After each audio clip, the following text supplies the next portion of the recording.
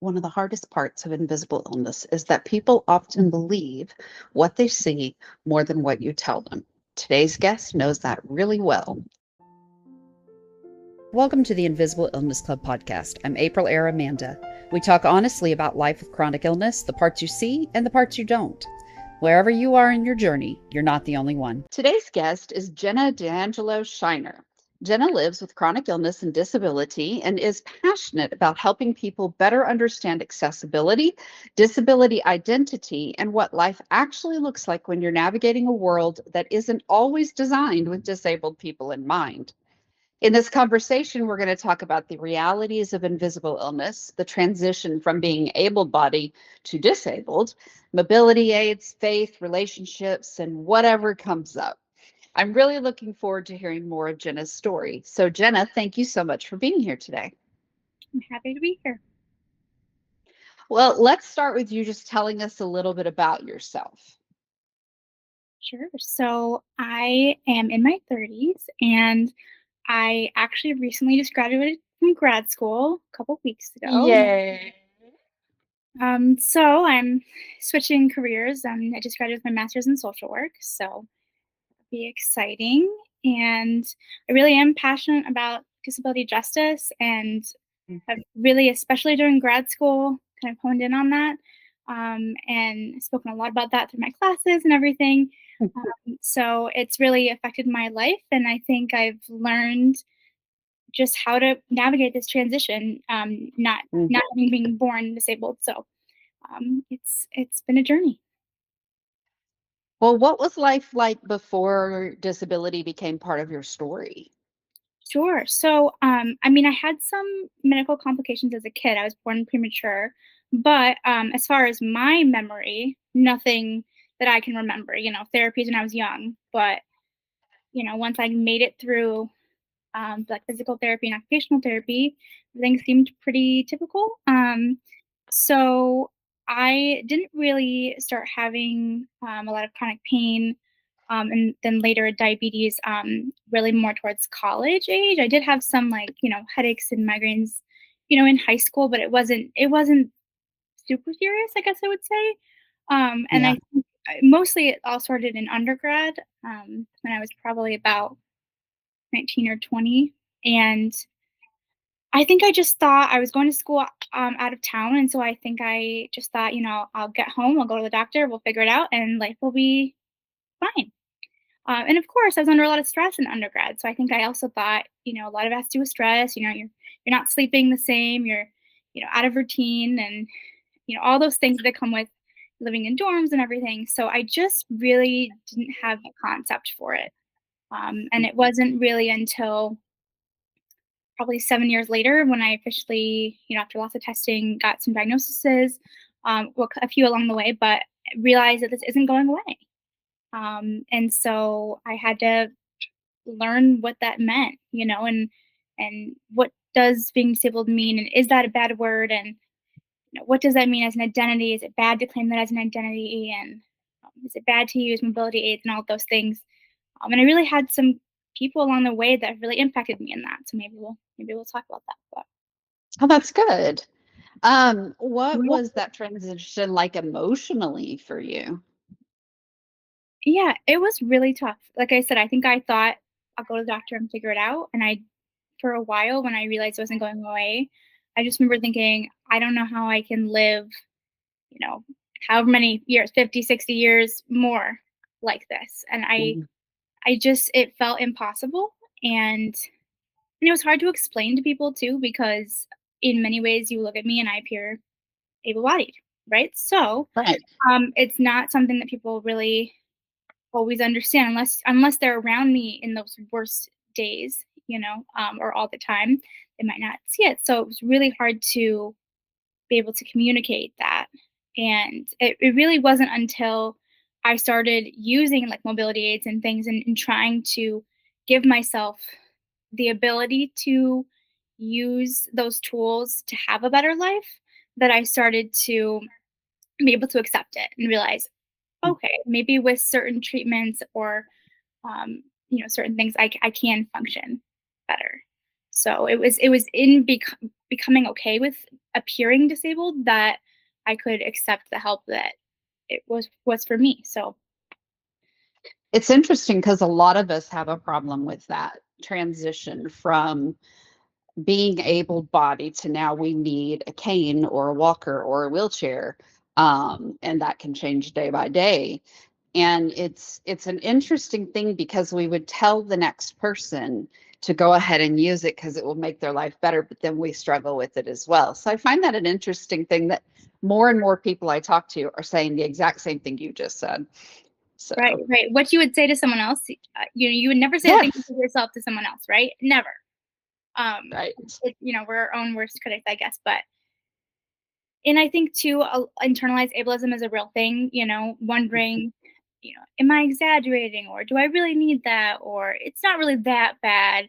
Those kinds of things that make you feel like, maybe you're a fraud, or maybe you want attention, even though, like, that's not true, right? Right. But in the back of your brain, a lot of what we're taught subconsciously in society is like that disability is bad, and so like that internalized ableism runs really deep. And again, you never say Yes, that, it does. but to yourself, it's a whole different story. So That's true. Well, what do you wish people more understood about this transition between being able-bodied and now being disabled in some way? I think well, I mean, it obviously depends on the disability, right? I know someone, for example, who overnight was paralyzed. I mean, obviously that's a different scenario, right? Where it's very obvious and it completely changes your day to day, one day to the next. And maybe isn't a lot of room for recovery necessarily. Um, but in my case, it wasn't linear. So some days are worse than others, right? So some days I feel okay and I'm doing pretty well. And then other days, I'm using my wheelchair full time, and it depends. And so I think for people to know that it's not linear, and that's okay. And that, Yeah. I should have the freedom to use or be the way I am in that day, even if it doesn't make sense to people, because, ambulatory wheelchair users, it doesn't always make sense to people. Like, why are Mm, you using it if you're not paralyzed? Like, if you stand up, oh my, well, why are you using a wheelchair, Or why do you use it sometimes and other times? And in many ways, that's a privilege, right? Because people who need their wheelchairs full time, the lack of accessibility in the world, it doesn't, they can't get around that, right? yeah. Where if a place isn't accessible to me, then I have a choice, right? So there is privilege in that, but also there's people that think that either you're healed. I know the other day somebody, or a couple of weeks ago, actually I think it was a couple months ago, somebody saw me park my wheelchair and walk, and they were like, "Did I just witness a miracle?" I was like, "No, no." She's like, "Oh, okay, okay, okay."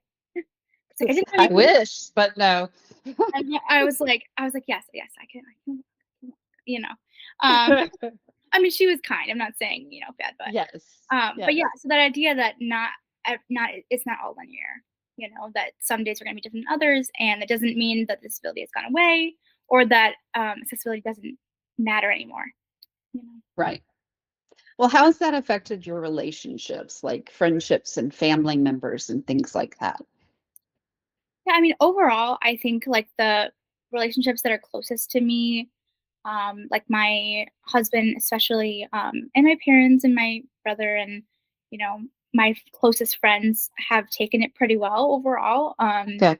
I mean, my husband especially, he'd be the first one to say when I first started using the wheelchair, like, you should use your wheelchair, you should use your wheelchair, because part of it is prevention too, right? Do you use a mobility aid when you're that bad, or do you use a mobility aid to get to the point where you don't get that bad? Mm, You know, so he's been very supportive, and we help each other out too because we have different types of disabilities. So I might not understand where what he's dealing with, he might not understand what I'm dealing with, but that collective life of understanding, being in that marginalized community, we can relate to each other. But I think for my family it was a little bit harder. I think that it's natural, I think, for people to wonder, like, did we do something wrong to cause this, and mm, especially being born premature, was it something that got missed as a child? And I mean, and I tell them all the time, no, I don't think so. I mean, it wasn't something that I had young that we didn't know about, as far as we know, you know. So I think it's reminding people that no one's at fault here. It's life. It Mm, happens. There's nothing that anyone could have done differently, you know. I got all the therapy I needed as a kid, you know, like physical and occupational therapy and everything. So that's not the issue. And so I think reminding people about that. Friends, I think overall my close friends have been overall pretty good.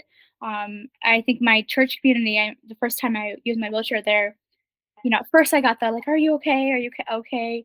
But overall, it's a community that really has a heart towards accessibility. We redid our mm, entire building in mind for that, with like fully accessible restrooms and a ramp to the stage and all sorts of things.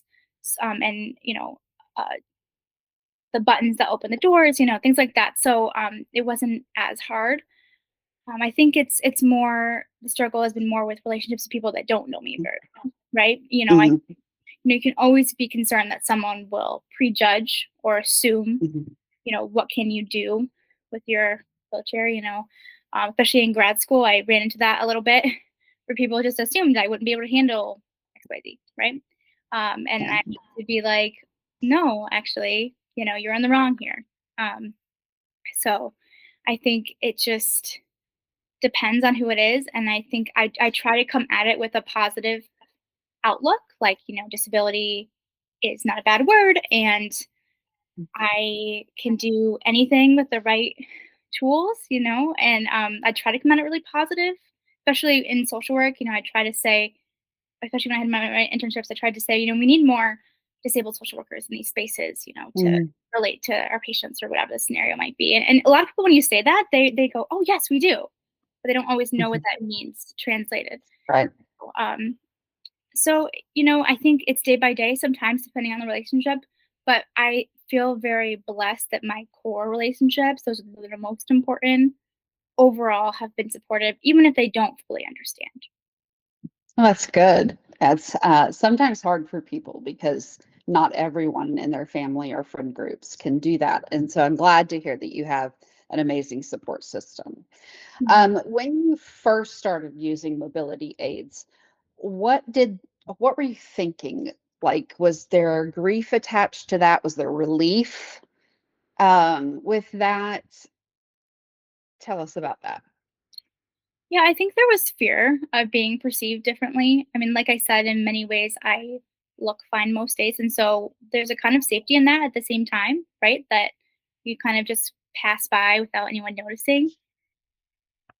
So there was definitely some of that fear, especially with how you'd be perceived. But at the same time, I think I did just feel relief because finally I could Mhm. function, you know, especially I remember we love to go to festivals where we live. There's so many in the summer, like probably every weekend. Um, and and it's one of my favorite things. And the last, you know, few times that we'd gone a couple years ago, I just couldn't enjoy them anymore because I was in so much pain by the end.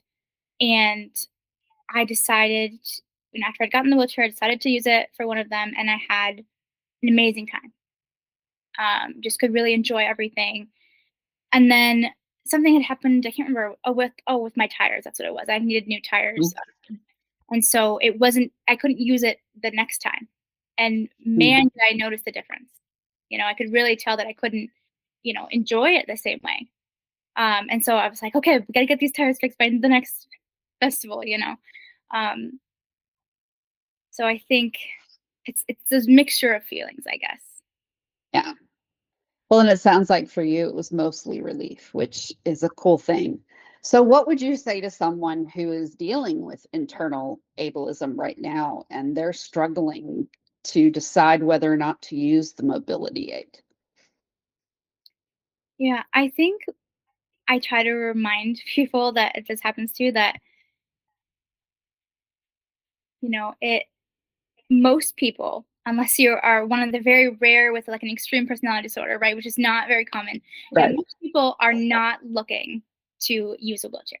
It's inconvenient and you know, it's not accessible. It depends on the weather. There's so many things, right? You have to have the battery charged. If it's not, you know, if it's a power wheelchair or if it's manual, like you got to make sure the tires are good. You know, like there's so many factors to think about. It's not easy. And so someone wouldn't be looking to add that in some ways inconvenience to their life and also, life-saving in many ways, but they wouldn't be looking to do that if it wasn't needed.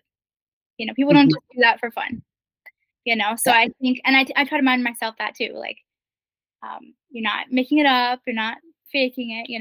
The other thing too is that what I often hear doctors, especially, I feel like, say is, well, you don't want to use the wheelchair too much because you don't want to become reliant on it, or you don't want to Mhm. decondition yourself, right? Those are the things. I remember at one point I was hospitalized with COVID, and it was actually pre-diagnosis, but in like the time period of figuring it out. And so like my doctors were very aware, but it wasn't in the medical records yet, right?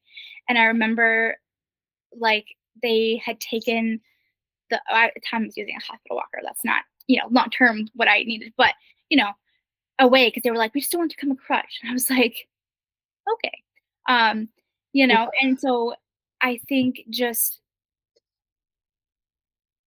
reminding people that, if you use the mobility aid, it doesn't mean you have to use it all the time, first of all. And second of all, sometimes it gives you enough energy to be able to do the things that would help with Mhm. that deconditioning. So, for example, I didn't go to the YMCA for a very long time because I couldn't, right? But then now using my wheelchair, like, I can use it and then go and work out and then use it and leave, so that's actually helping me more towards being conditioned. So some of those classic responses are just not helpful and not true for the average person. But I mean, like I said, it does depend on the person, but it's one of those things.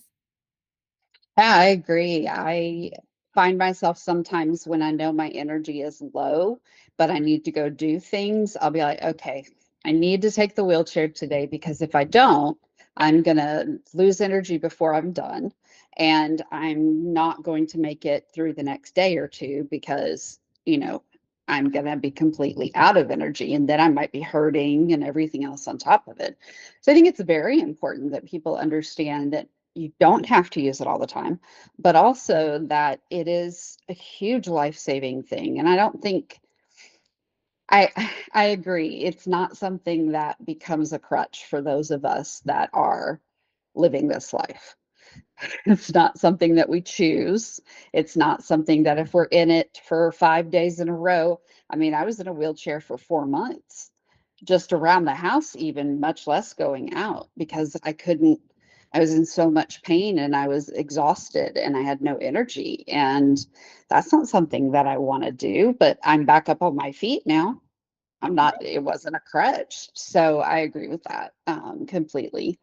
Well, I kind of want to switch a little bit, and I want to talk a little bit about your faith journey through all of this because we've talked about what it looked like for you to get through this and then transitioning to mobility aids and all of that.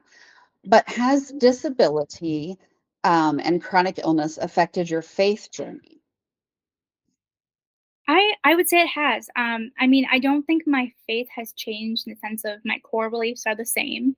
I am a Christian, so I believe in Jesus and the core tenets of that faith. So that part I don't think has changed. But the way I read or understand certain stories, for Mhm. example, there are stories of the blind man being healed, or the man being able to walk, who, I don't know if he was paralyzed or what, but those different stories about that, and trying to reconcile that with what I know to be true, and to know that most disabled people that I know, that are adults and can speak for themselves, often say that they wouldn't change it.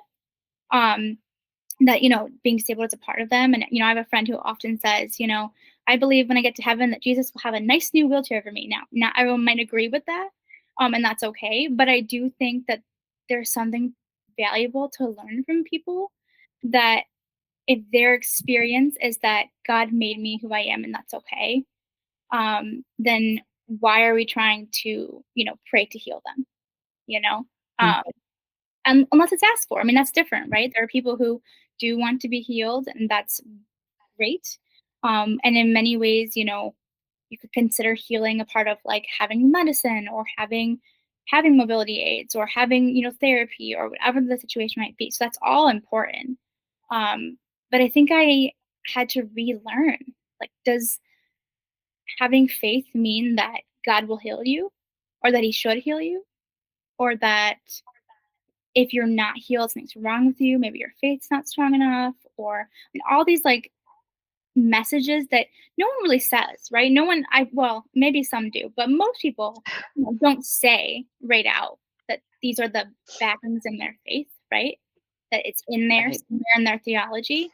But I feel like it is, you know? Even Hmm. when you think of like some of the favorite songs, like my favorite songs is Mary Did You Know, right? Which, yes, she did. But anyways, um, there's a part about like the blind will see, I can't remember, the deaf will hear. The deaf will hear and the dead will live again. Right. Yes. Yes. Like that's, yes. Is it a song that's somebody's interpretation? Sure. It's not like, a theology book, right? But like that kind of idea, right? That Mhm. God will save you and he will heal you. And there are people who, you know, try to go to certain ministry schools to try to learn how to heal people and speak it out in Jesus' name. And again, I'm not discounting some of those things that, do I believe that God does miracles? Absolutely.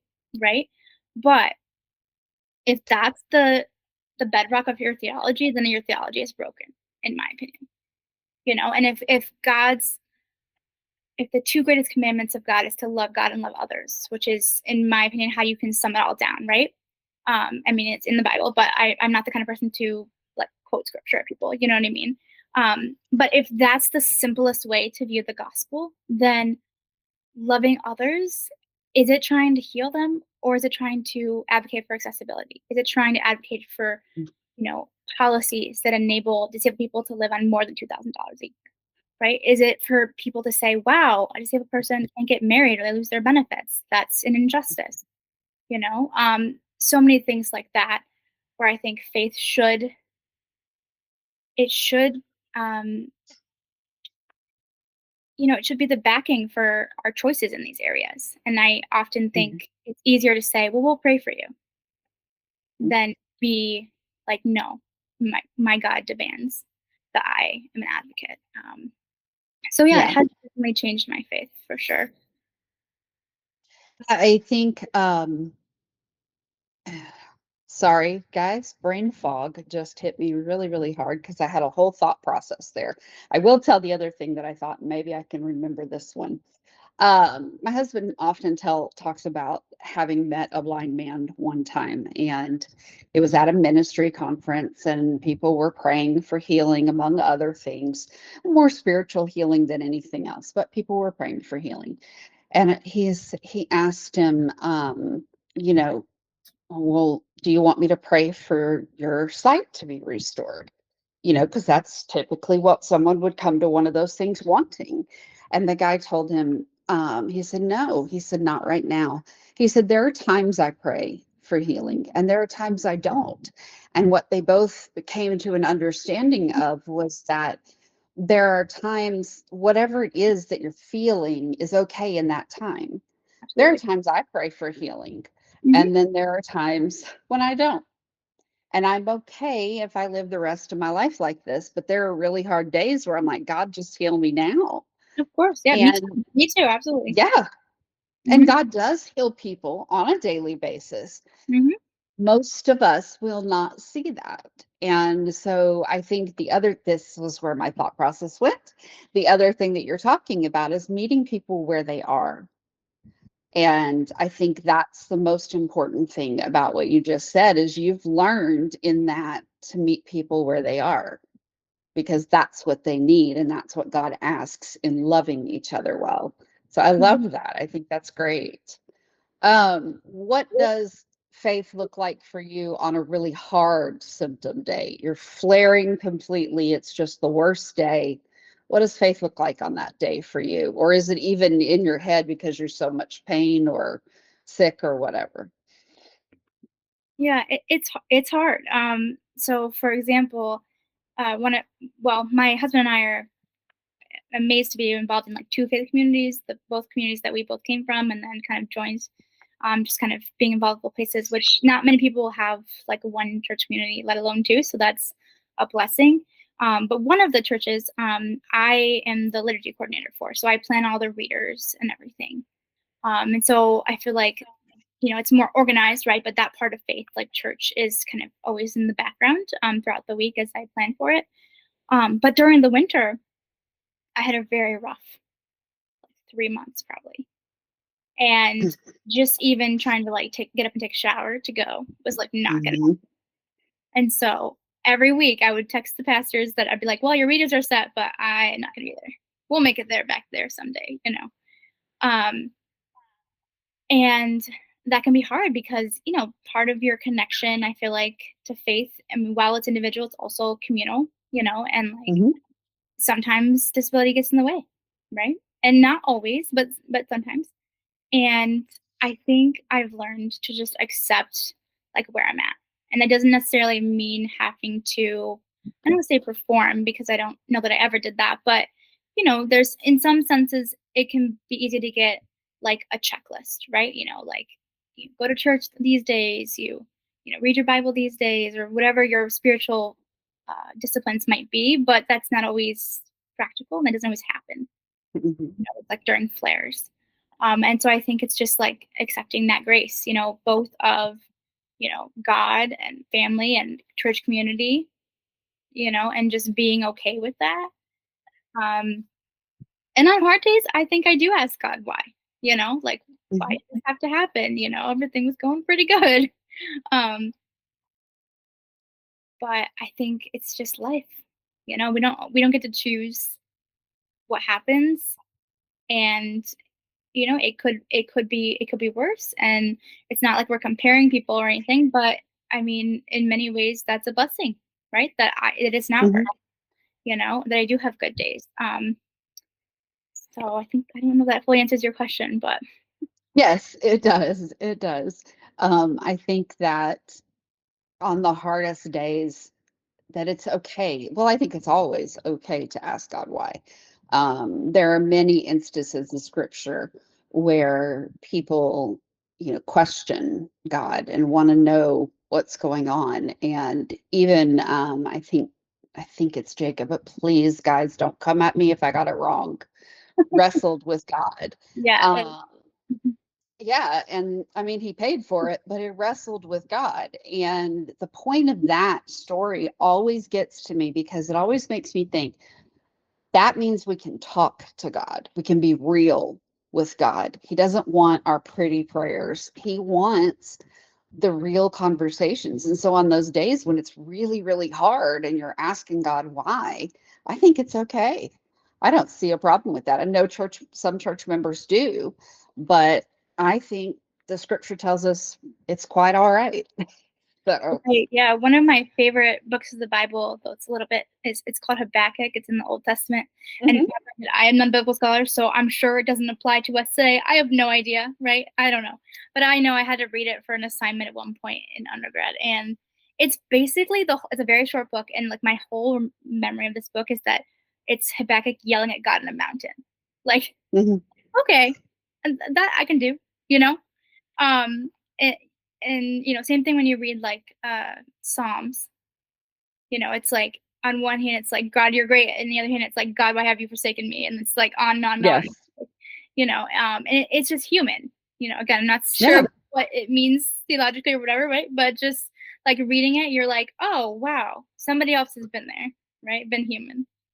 Yeah, there's a lot of things that matter in the theological sense, but there are some things like in these instances that I think theologically don't necessarily matter that we understand it completely. I think what matters is that we understand that, and I think you're saying this as well, is that it matters that we understand that God says it's okay.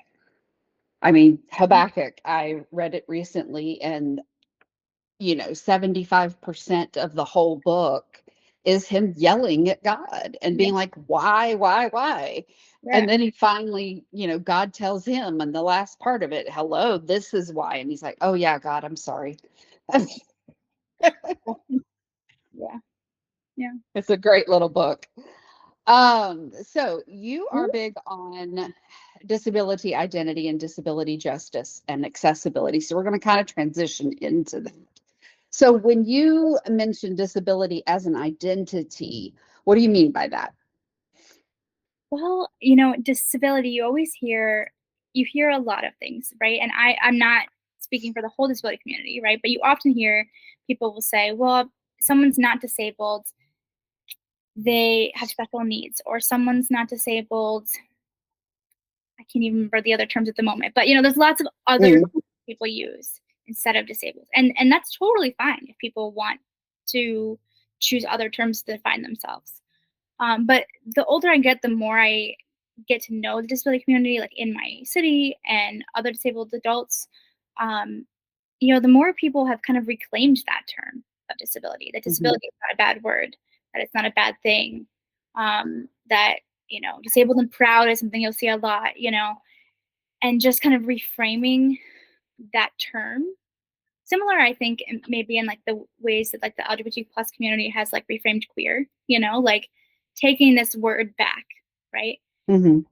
And that it's not bad, that we don't have to, change it for something else. And again, if people want to change it, that's okay. But so for me, I think it's kind of reclaiming that and saying like this is me, and that's okay, and it's what it is, and it's okay to describe me that way. I'll describe myself that way, you know.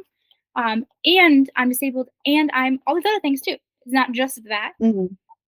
Um, but that it's not that in itself. And that really the problem is not the disability, that it's the lack of accessibility in the world. There's a Hmm. model, there's kind of like two main models of theories, I guess, of disability. There's like the medical model, which more views like deficits, and then the social model, which more views like the deficits as the lack of accessibility of the world, not the disability itself. And I feel like I tend to align more with that idea, that there's nothing wrong with someone who's disabled, of any type, just that we give them the resources and the tools that they need, and like help, especially too for like caregivers, especially when you talk about like disabled kids and stuff, just that we don't have that safety net at all right now. Hmm. So yeah, so that's what I mean when I talk about disability identity. I think it's important that people remember that one, disability is not a bad word, like you've said a couple of times. I totally agree with that. But also that it people tend to take this like, what do you do for work? And that becomes their that person's whole identity, right? Or that I'm a mom. Well, that became my whole identity, right?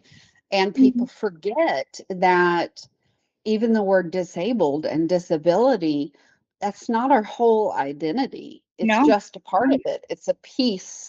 Actually, most of us are a lot bigger than our disability. Yep. Um, Like I'm so, gonna be a social worker. I'm a Christian. yeah, I'm a wife. I'm a dog and parrot mom. There's so many things. I could go on and on. yes. Mm-hmm. No, I think it's so important of what you've said because I think that people need to keep that in their minds.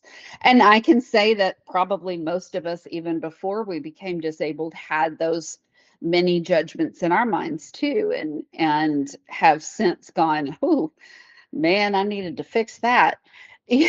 Because it's something that we all do that. We all will look at something and immediately say, because it's human nature, this, that, or the other because of, you know, X, Y, and Z. So, um, what, let's see, I'm skipping a couple of questions here. So let's jump into accessibility and disability justice. So you wrote in your questionnaire that the issue isn't your disability, it's accessibility.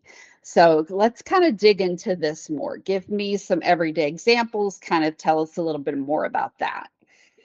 Sure, sure. So I can give you a rather recent example. So I was recently for school, I was in like an internship, and I'm not going to go into where or any of that, but um, there's a lot of employees at this place. So the parking is a little interesting, right?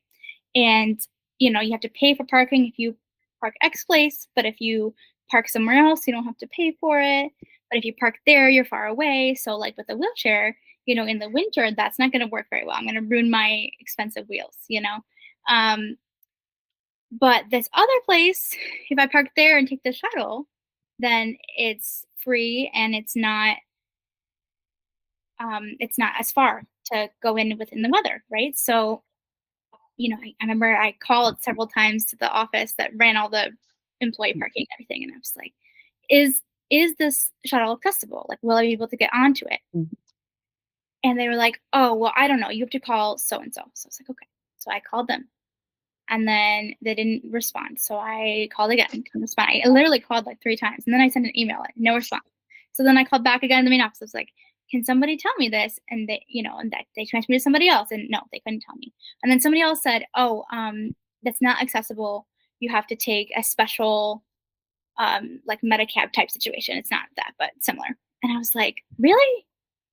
I was like, "So what do other people do that truly work here?" I was just like a student, um, because I know I'm not the only one, Um, and so one day, someone else I was with, we decided to just walk down. She's like, "Let me just show you where the shuttle comes because this is what I take every day, and you can see." And lo and behold, there's a ramp there on the shuttle, right? So, but there was no like either education or awareness or whatever the situation was or training for employees, to know like this is an option. And then when I finally decided to go, I took it the first time, great. The next time I was a little bit later to like the earliest shuttle, but within plenty of time to still get there on time, right? Because there's many shuttles. Mhm. And I get to this shuttle, which would be the one that I should be able to take the closest one to be there, and the ramp doesn't work. And I'm like, okay, well now I'm gonna be late, right? And it worked out, it was fine. But that's like a very practical example, right? Where all these things happened that blocked access to the free parking spot, right? And the alternative is that I have to pay, which I didn't want to do, right? And any other able-bodied person wouldn't have to think twice. So that's an example. And really, I feel like you run into it all the time. If you're just going to a business, for example, yes, there are ADA requirements, the Americans with Disabilities Act requirements, but like depending on where it is, it might not have to be followed. Like churches don't have to follow it, for example, or certain like older buildings and stuff. So you might get somewhere and then realize, oh, there's a step. Which again, for me, because I have that privilege of being able to get out of my wheelchair, in some ways I can do that. But also then I'm, on my feet or whatever the situation might be, where I'm not able to maybe enjoy some things as much as I could have. Mhm. It's just those like everyday obstacles. And then for people who need the wheelchair all the time, then they just can't go. Right? Like that's just and the reality is like disability, most people, if they live long enough, will end up disabled in some way. And so when we are making the world accessible, we're helping people of all ages, all different abilities, but also like, the mom with the stroller, right? Like, or, whatever the situation might be, there's many people that benefit from accessibility that Mhm. disabled. And so it's just something that overall can be built into society as a whole, that can benefit everyone, but people don't always think about that. So Yeah. it's kind of Well, cool. and my next question is going to be what are some small things that can be done to make a space more accessible? But I have a quick example for that is that I was a couple of weeks ago and I was in my wheelchair because it was one of those days. And I don't use it every day unless it's necessary, but I needed it that day. And I needed to go to the bathroom because, as it happens, I have a nervous system and it makes me need to go to the bathroom the minute I get into a store. I don't understand the reality of that, but a lot of people have it. And so now I'm having to find the accessible bathroom, number one, which thankfully, because I know this, I knew where it was. But then the other thing is that I had to open the door. Now I went into the family and accessibility one instead of going into all the stalls. So I went into the family and accessibility room, and opening the door was near to impossible from my chair. The door was heavy. There was no button to automatically open the door. And then I had to get the chair in it. And I have a electric chair. And then I had to get it turned around in this tiny room and so that I could get back in it and get out easier. it seems that a lot of places and a lot of companies, especially big box places, seems that a lot of places do the minimum, the bare minimum of what they need to do for accessibility, for the ADA requirements. And I wish that they would do a little bit more.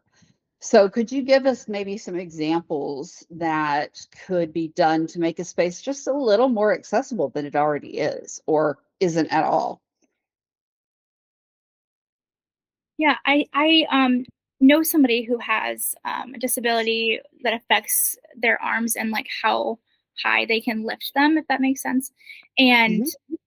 I know one of the things that she always talks about is, she'll get an accessible room, for example, like at a hotel, but the sink is too high or Hmm. the mirror is too high for her to see. This happens a lot with people with wheelchairs, right? Like the mirror's too high, you can't see. Maybe you can get the sink, but you can't see that. Um, or the door knob to open like is too heavy, all those kinds of things. And sometimes I do think it's that people cut corners on like ADA accessibility, but sometimes I think they just don't realize. Like, and That's true. I think this is where like hiring disabled people comes in. Like that's a perspective that um they might not have thought of, where like a disabled person might look at a scenario and be like, well, what about this for this person? Hmm. So yeah, so those are some of the basics that I can think about. Um, but also even like doors, like you said, yes, they are heavy. But even just like how wide they are, like, my chair is pretty wide. So to get in, like I have to be able to hold the door wide enough open and get in. So all of those Right. things can be difficult. But just in general, I feel like if we viewed each space more as like, how can this be accessible to everyone, we'd be better off. Like I mentioned, for example, church, right? My church, like we even have like a room set aside for sensory needs. So like people with disabilities like that, where if everything is too overwhelming, like they can go here. It's like a safe space for people to go to. So there's that kind of accessibility as well, like for people that it might not be a mobility issue, you know. So I think if our goal is to include everyone, we would just design buildings differently, and we don't. Yeah, I But agree. at the same time, there are, historical places that have accessibility, like caverns that have wheelchairs that go down. I mean, not wheelchairs, elevators that go down, like things like that. So it's like it can be done. It's just do Yes. places want to do it? And, even for those historical places, it might be a little bit of a retrofit, which might be something that people balk at because it's a historic place. But if you really want people to go and enjoy it, and if you want me, for instance, if I went to a place and found that it was accessible, um, that would make my day, and I'd be online talking about it. I would be telling people about this place, this historic place that made it accessible for me to go in my wheelchair. Um, so, things like that make a real difference to people having to use any kind of mobility aid, even if I'm just pushing my walker. It's a lot easier to do that if you can get in the doors and you can move around easier and all of that. So I agree. Um, we talked about churches and accessibility. It sounds like you have an amazing place for that. And I believe that my church is one of those as well. And that if a person comes in and has a need, that my church and even probably your church would make a change to make that need possible.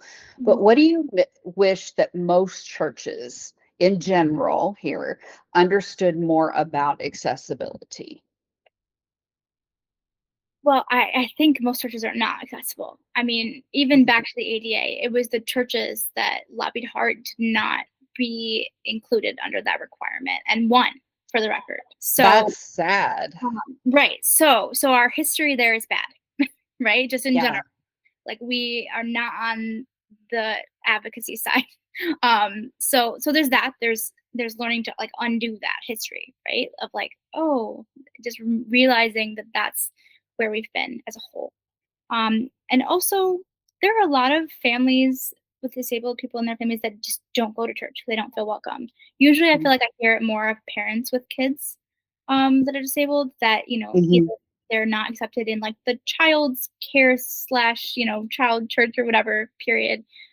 of the church service, or if they make noise or whatever the situation might be in the service, like not welcome there, so they just don't go, um, which is not good. I don't know how Mm-mm. that's good, but anyways, so there's that. So I think we can be more aware of when we have those limitations and try to deal with that, whether it's adding a new ministry in the church, or asking the family, like, what do you need, like, to Mm-hmm. come and be able to be here. um Honestly, I just feel like we're behind, and I think we should be on the forefront, right? And if we come back I to the agree. loving others, like, we should be the top. We should be like, okay, everything is accessible, and we want everyone here. I know, like, for example, with my church now, usually there's like a certain section for disabled people, right? Especially with wheelchairs, right? Like, here is your section. Oh, what if I don't want to be in that section? Right? Like, am Mm-hmm. I welcome anywhere else?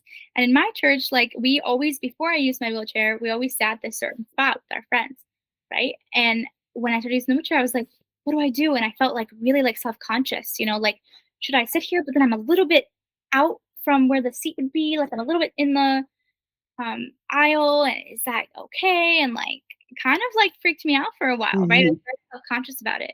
But I got over it.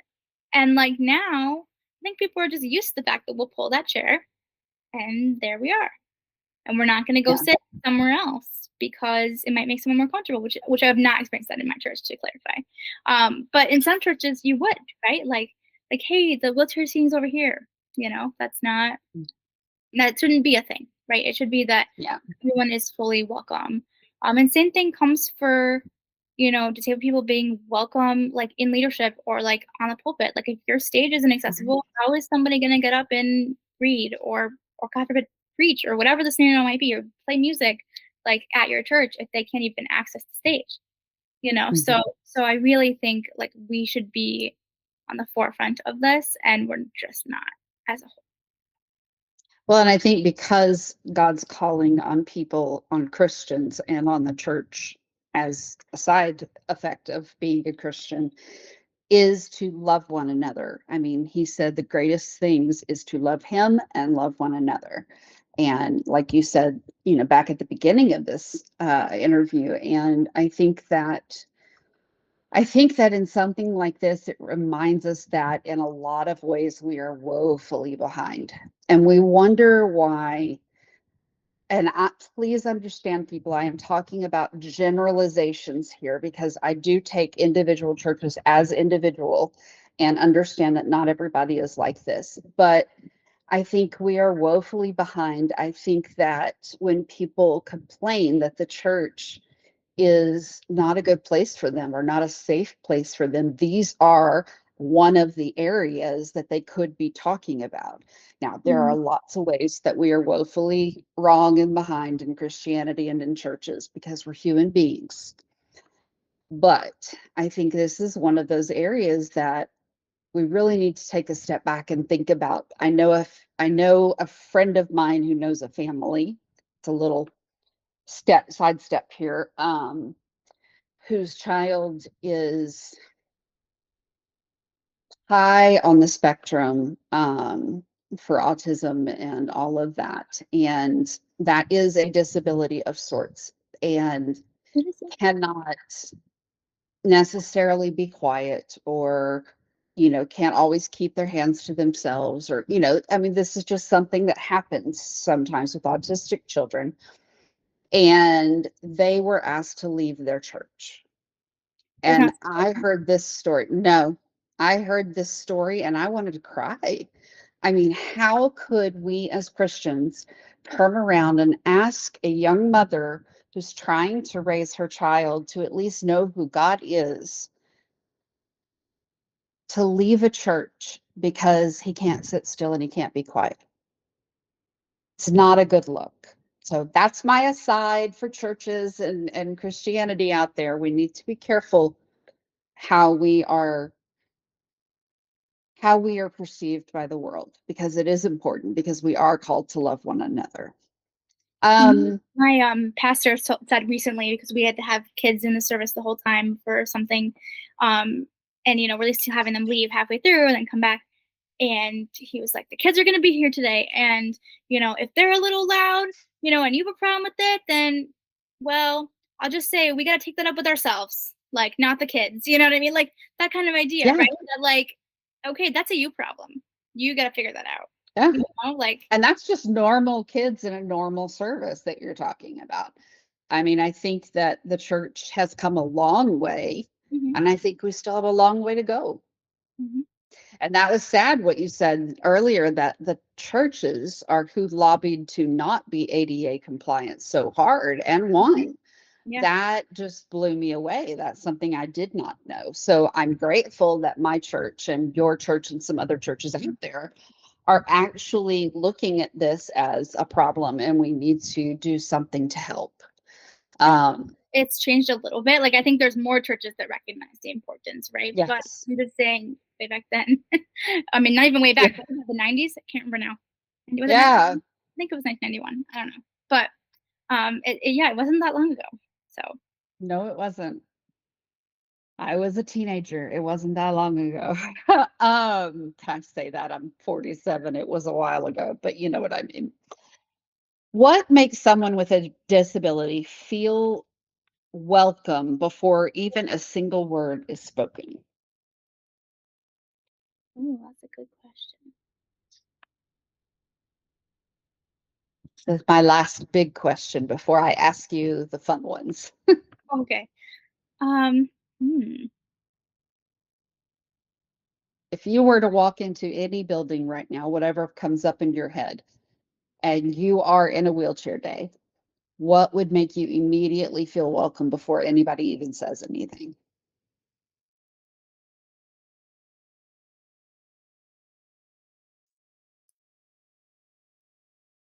I think just to be, like, specifically thought of. For example, we Mhm. went to a silent disco the other day with our friends, and we came in and we were just kind of like in the lobby area, because we could see that there was steps like down one side to get to the actual, like, dance floor, whatever. And we hadn't even been there long enough to really look around. So we knew the place was supposed to be accessible. So I mean, but we hadn't even been there long enough to even check, right? And one of the workers came up to us and said, "Oh, did you see there's a ramp over there?" So, like, it was thought of before I even had to ask, you know? Yeah. Um, and I think that inclusion is just really important. Same thing for, like, friends and family or whoever, right? Like, will I always be able to come to an event? Maybe not, right? But, like, being thought of and being invited, those things Mhm. are really important, you know? So I think, yeah, that natural inclusion. Yeah, I like that. Well, as we are wrapping up this interview, I always like to ask three fun questions when I can remember. And so today I'm going to ask you three fun closing questions. What is one thing that makes a hard day a little bit better? So we have two pets right now. We had four, but we have two now. And one is our rescue dog, Winston, and one is our parrot, Emmy, which she runs this house. But I love, animals, and I love our animals specifically, and just being able to, you know, come home and play with them or hold them, and just relax, all their little antics. Emmy's favorite word to say is no, of course. Um, Ah, talking parrot. yeah. I think it's the little things in life sometimes, but they make me smile. That's awesome. Well, what TV show, movie, or comfort watch do you always go back to? Okay, this is funny. This is kind of silly, I think, but my husband and I often find us reverting back to, like, childhood shows, right? So we'll rewatch them. Um, but my one of my favorite shows, I don't know if it was childhood or, like, preteen, was called H2O Just Add Water. I don't know if you've heard of it, but it No. was about mermaids. So it was about these three. I think it was an Australian show, but it was about, these three girls that, dive in this magic pool and all of a sudden become mermaids. And so if they touch water, they turn into a mermaid tail and everything, right? And so it's all about them like learning how to navigate, like don't get touched by water, in like public because they don't want to be known for their identity, but then also enjoying the ocean. It's really really silly and fun. I probably rewatched that show like 4 times. So Well, it's good you have a show that you can do that with. That's awesome. it's silly. If you could sit down for coffee with any person in history, who would it be and why? Oh, man, that's a tough.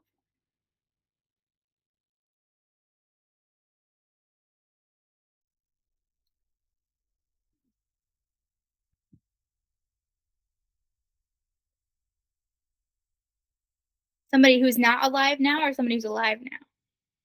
Either way. I'm okay with either way.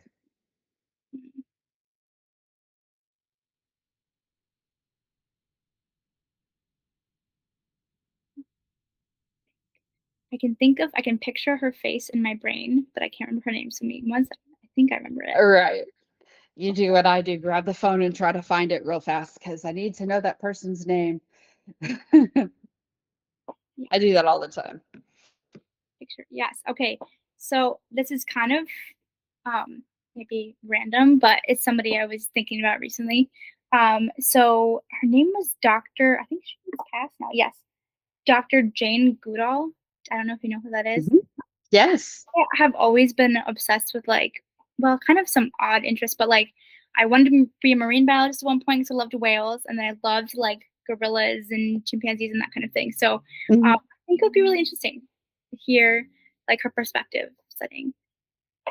Yeah, I think that would be an interesting interview for sure. Yeah. Yeah, like I said, I'm 47, so I definitely know who Jane Goodall is. So Right.